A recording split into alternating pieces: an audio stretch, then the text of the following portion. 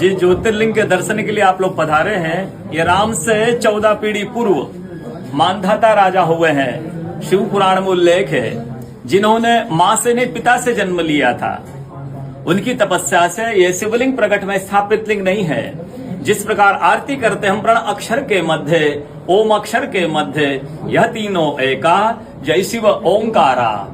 एक शिवलिंग में ब्रह्मा विष्णु महेश निराकार धरती से प्रकट हुए हैं। इसलिए अखंड दीप जो जल रहा है प्राचीन समय से, एक ही दीपक में 3 बातियां लगातार जल रही है, ब्रह्मा विष्णु महेश की। इस पहाड़ी के ऊपर 7 किलोमीटर का परिक्रमा मार्ग है, वो भी ओम आकृति में है। जो पर्वत पे हम प्रभु ओंकारेश्वर ज्योतिर्लिंग के दर्शनों के लिए खड़े हैं, ये पर्वत स्वयं शिवलिंग की आकृति में है। चारों तरफ नर्मदा मैया जलेहरी बनकर बह रही है।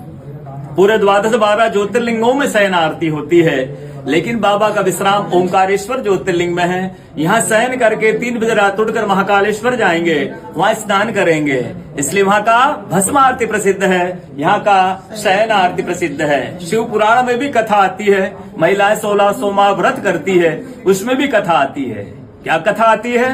प्रतिदिन भोलेनाथ आते हैं, माँ के साथ विश्राम करके सुबह ब्रह्म मुहूर्त मुड़कर चले जाते हैं। एक दिन जब भोले बाबा माँ के साथ पधारते तो माँ पुजारी से पूछती है, पुजारी हमें विश्राम के लिए जा रहे हैं, चौपड़ पासे में किनकी जीत होगी?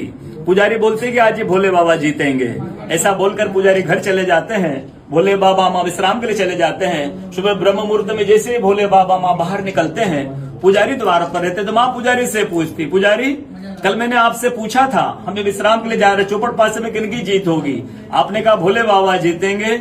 भोले बाबा नहीं, मैं जीती हूँ। माँ ऐसा बोलकर उनको श्राप दे के चली जाती है। उनके तुरंत पश्चात अप्सराएं शिवलिंग पे जल चढ़ाने आती तो अप्सराएं पुजारी से पूछती, पुजारी अस्वस्थ क्यों हो गए? आप तो ठीक थे।